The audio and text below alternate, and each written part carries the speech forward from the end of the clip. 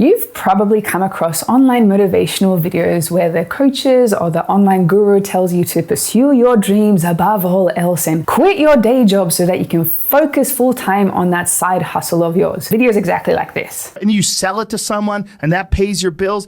That is infinitely more satisfying than being stuck in some cubicle working for someone that you don't want to work for, having to have these stupid office meetings, talking to people in human resources, sitting down with your supervisor where they evaluate your job performance, and you're not really, you really need to be enthusiastic about this company. You get the picture. But seriously, you probably watch these videos and you get rallied up, all energized, and you just can't wait to show your boss the middle finger the next day and start that passion project that you've been dreaming of for so long. I do work for myself, but even I was finding myself saying like, yes, Joe Rogan, yes, this is so true, because I often believe that people that work on something that they enjoy or work for themselves are happier because they're not trading their precious time working for somebody else in a job that they might not even like. And even me, maybe I've inspired some of you that are employees to think about potentially jumping ship and becoming a business owner yourself. Sorry, not sorry, but there is a problem here. As you're facing off with a ton of these motivational videos, or you come across online gurus like Dan Locke who are all about the get rich quick, and they sell you the overpriced seminars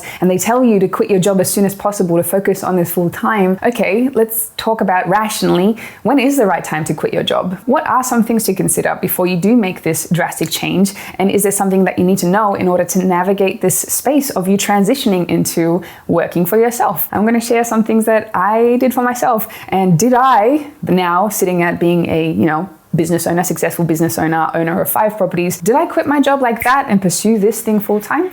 Let's find out.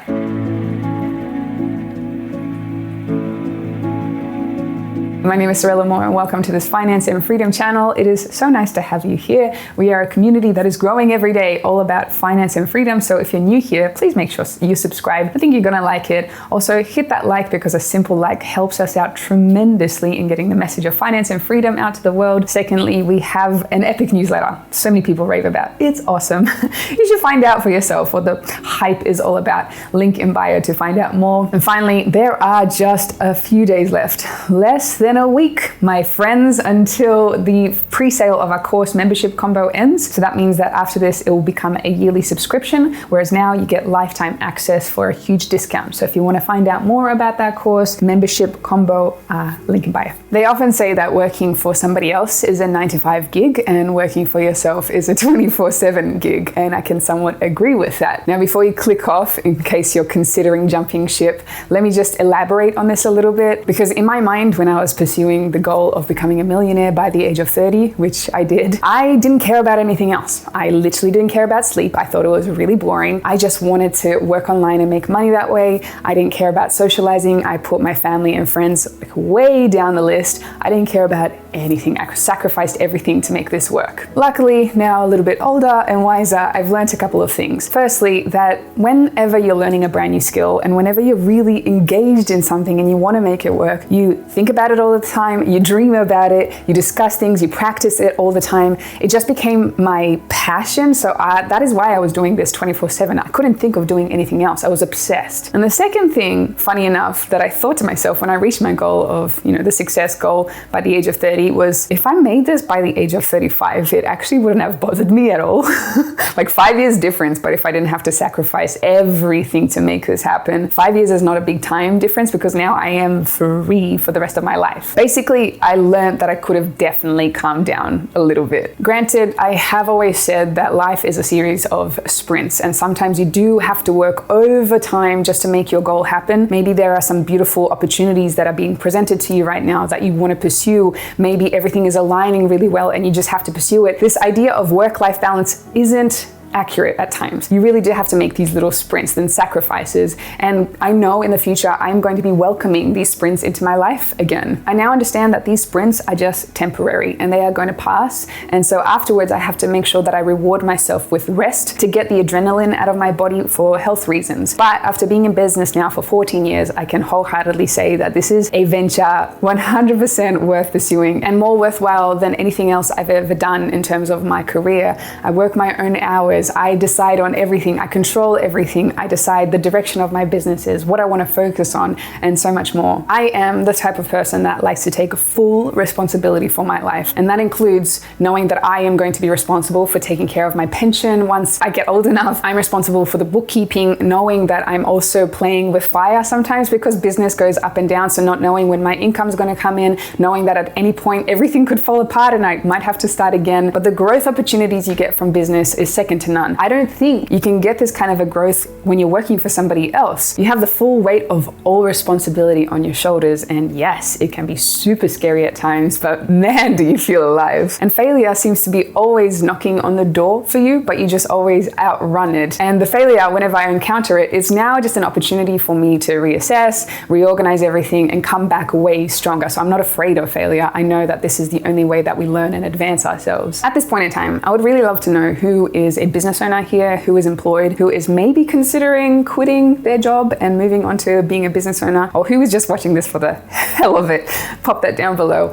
I know also I probably sound like a little bit of the motivational speaker right now, telling you how great business is, but now what I'm going to do is give you the layout of exactly the things that I have considered myself when I was transitioning, so you have concrete steps of what to follow before you drop everything that you have and create unnecessary stress for yourself. So let's get into things you need to consider before you quit your job and move on to working on your passion project full time. Number one, calculate your expenses. Calculate how much it is that you actually need in order to live every single month. All your expenses plus a little bit of living costs as well on top of that. How much do you actually spend per month? Now, when you have that figure, also break that down into a weekly rate as well as an hourly rate. And you'll notice it won't be so overwhelming for you to substitute the income that you have right now with the new income that's coming in from your business. And also, I just want to say to this lady, the internet is the internet and it has no boundaries. So being able to make money online isn't reserved for a geographical location. Anybody can do this. I encourage you to look into it because it is possible. Number two,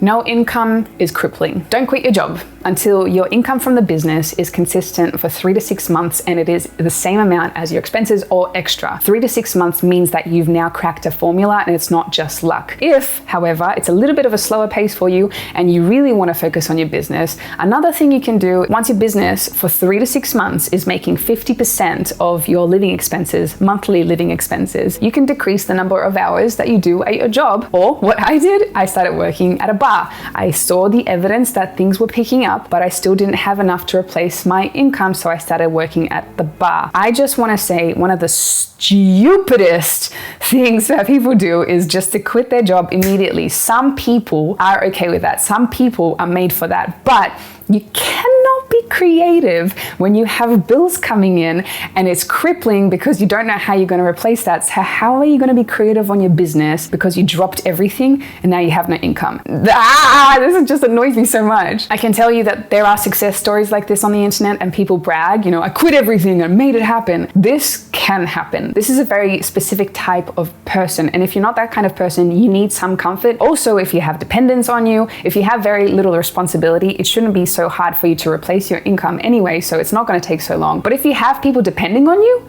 you don't want to just give up everything, but also don't use this as a crutch for yourself. Have goals for yourself to hit in your business and try to stick as much as possible to those goals, because then you're on track and you're not just stretching it out because you have the comfort of your job that you haven't yet quit and it's just going to keep stretching out and out and out, and then you're never going to make the jump, but you really want to. And for goodness sake, don't make the same mistake that I did in my first business, and that is to not sell. I was so afraid of selling, and a business that doesn't sell is not a business, it's a hobby. So start learning to sell. Selling is nothing but giving the product that is so important, putting it into the hands of the people that need it most. And nothing happens until a sale happens. So you're doing them a disservice if you do not make sure that they buy the product that they need from you. So start selling. Number 3, part-time business. I will admit that the clip that I played of Joe Rogan at the beginning of this video wasn't the full picture, but I was just trying to illustrate the point that a lot of the time people get caught up in these motivational videos and then they quit their job sooner than they should. But what was really said at the beginning of the Joe Rogan clip is this. And I think if people have a regular day job, if you could just find one thing that you do as a passion project and just keep building on it, just keep watering it, keep adding fertilizer, keep giving it attention, keep giving it focus, and you can escape. You can escape and you can be self-serving. You could be okay. This is what I'm trying to get at with this point. You want to have the security behind you when you're still working on your project. So that includes working on weekends and at nighttime to work on your projects. This is what I did because I didn't want to quit my job. I needed to have stability. So I worked in bars. I worked full-time in a marketing agency as a marketing manager. I stayed up till 2 a.m. in the mornings, most of my 20s, just trying to make everything work. I woke up before work and I started working as well. Weekends were dedicated all to making my project work and learning as much as possible, because especially when you're getting into business and it's brand new, you don't know how this world works at all. So you have to stumble a lot and make a lot of mistakes. Most of my 20s, I worked about 16-hour days almost every single day. I had very little time off. And that's why I said at the beginning of the video, even if it took like 5 years extra for me, then I think I would have been okay with that, because I would have had some sort of a life in my 20s. And I can say very much so that I did not. Number 4, savings buffer. You've heard it before. People say have 3 to 6 months of an emergency fund to help you in case things go wrong. This is where I chime in with a slightly different story. I called mine Wisdom and Immortality, and this was a fund that had about 6 months worth of expenses that would cover me off in case things went wrong. But the thing is, I never touched this money. I just had it there because I had never in my life previously experienced the weightlessness that I felt when I had this money.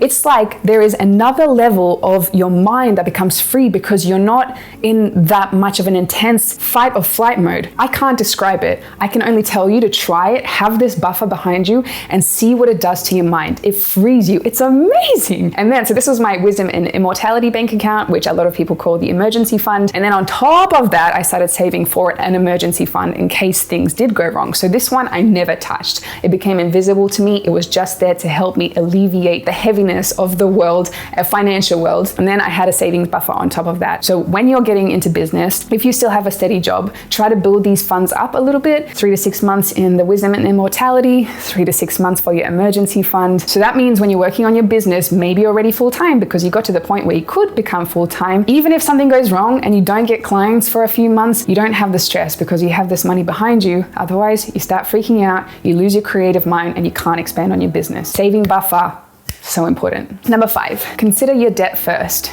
If you're one of those people that just loves credit cards and has so much debt because you bought into the lie that you need all that credit rating BS, it's time to pay off your debt first. So before you get into your business, it's going to be so much harder at the start to pay off your debt with your business. It just is. So you want to do that when you have a steady income. Think of this as a sprint in life. At this point in time, you're working on your side hustle business. I don't like calling it side hustle. Part-time business. You're working in your job. You're working weekends. You're working nights. Think of it as like 6-month, 12-month sprint of you just trying everything you possibly can to pay off that debt, as well as cutting back on entertainment, going out with friends, drinking on weekends. Just do it for yourself.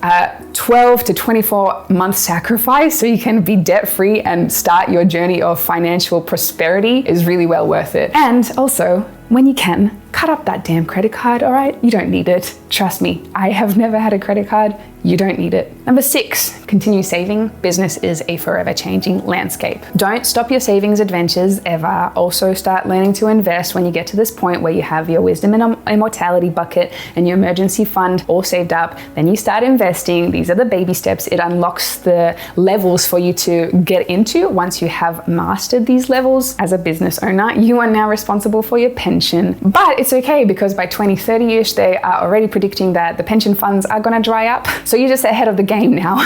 And also the pension funds, just like they've done in the past, have been stolen from citizens in different countries, such as Poland, for example. So, you know, it's not a good thing to trust the government with your retirement anyway. So you're just taking full responsibility, which business is anyway. Business people take full responsibility for every aspect of their life financially. Congratulations. This is the world that you're entering into, and it can be overwhelming. It can be scary, but man, when you know you have full control, it feels good. It's messy at first. Trust me, it's super messy at first. You're gonna feel like an imposter. You don't know what you're doing. It's completely normal. Trust me, this is how it works, but eventually you figure it out and you wouldn't ever know how to go back into the other world. That is it from this video. Let me know what was helpful, if it was helpful, and also hit that like if it was. Don't forget the newsletter. It is amazing. And then the pre-sale of our course membership combo on all things finance and freedom. If you want to get lifetime access for a huge discount, just a few days left, then there's a link in bio to find out more. And I will see you in the next one.